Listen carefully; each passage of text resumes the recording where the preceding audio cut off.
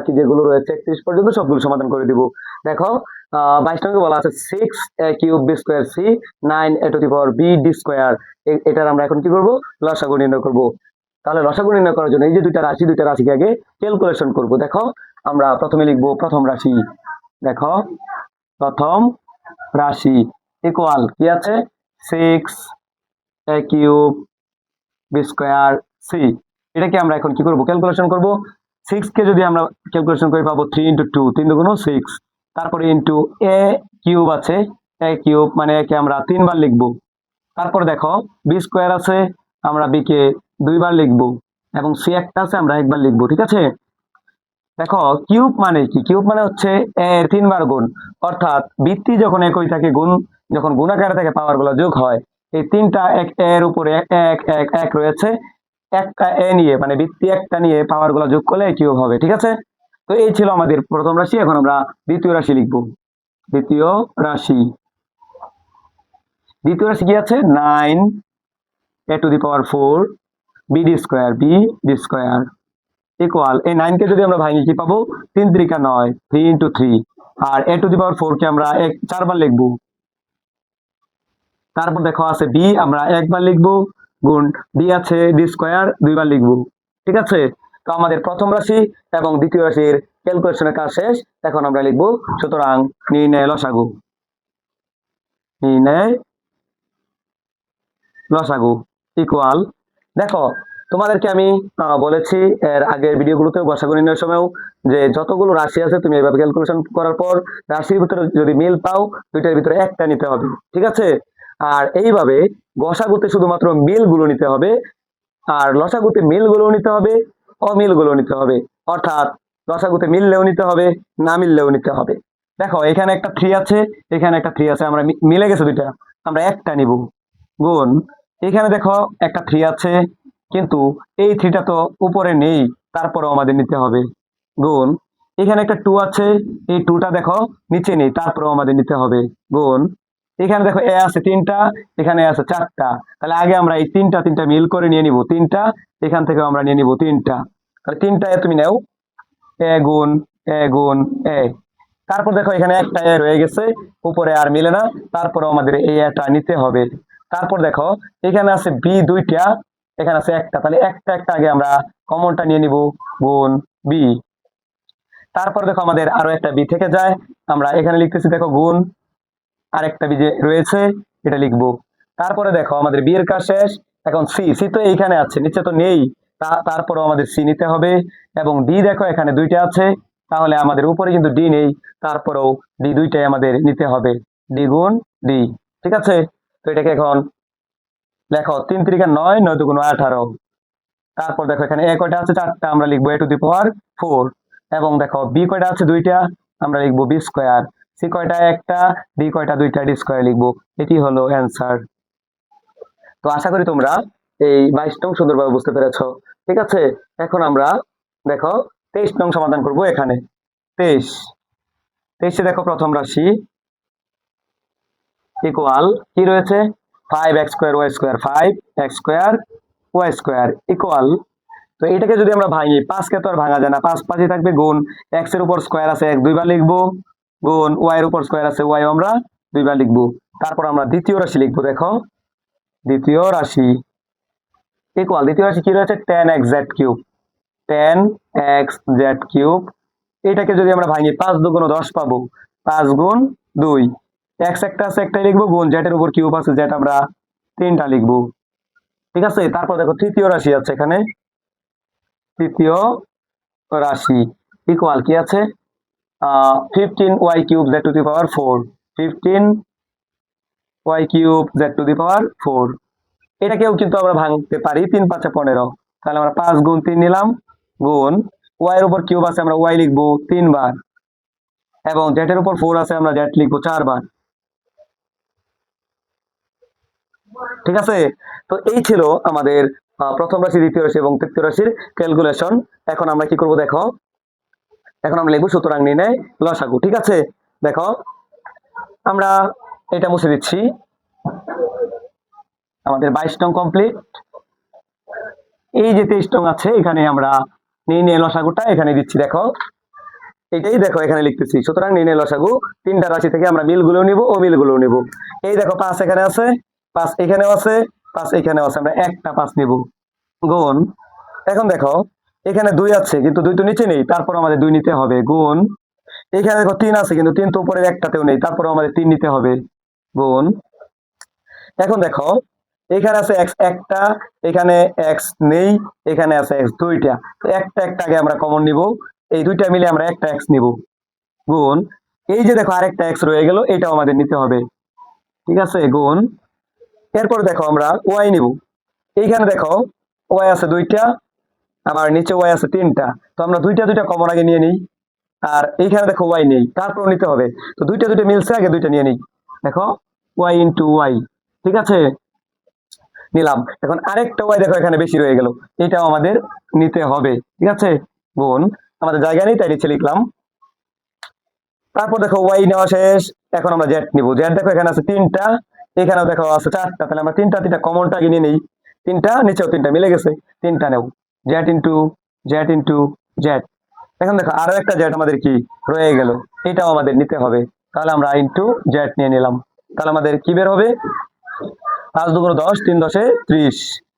এবং x দেখো কয়টা আছে, দুইটা, তো x স্কয়ার দিবা। y কয়টা আছে, একটা দুইটা তিনটা, y কিউব দিবা। ঠিক আছে, এবং z কয়টা আছে, চারটা, z টু দি পাওয়ার 4 দিবা।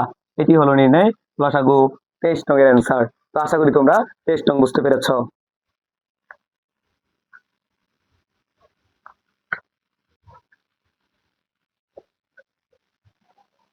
এখন দেখো আমরা 24 নং সমাধান করতেছি।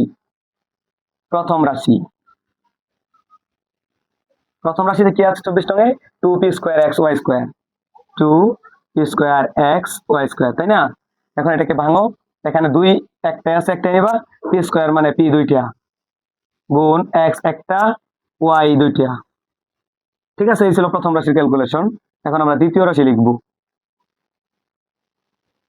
দ্বিতীয় রাশিতে কি আছে 24 এ, 3p q স্কয়ার, দেখো 3p q স্কয়ার, তার মানে 3 কে ভাঙা যায় না, মৌলিক সংখ্যা, 3 ইন্টু p একটা আছে, ইন্টু q দুইটা আছে, q স্কয়ার যেহেতু q দুইটা।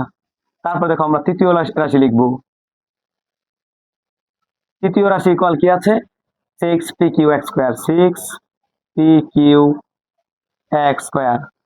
তো 6 কে যদি আমরা ভাঙি, 3 দুগুণ 6 পাবো, 3 গুণ 2, গুণ এই যে p গুণ q গুণ x স্কয়ার আছে, তার মানে x কে আমরা দুইবার লিখবো। ঠিক আছে, শেষ আমাদের তিনটা রাশি।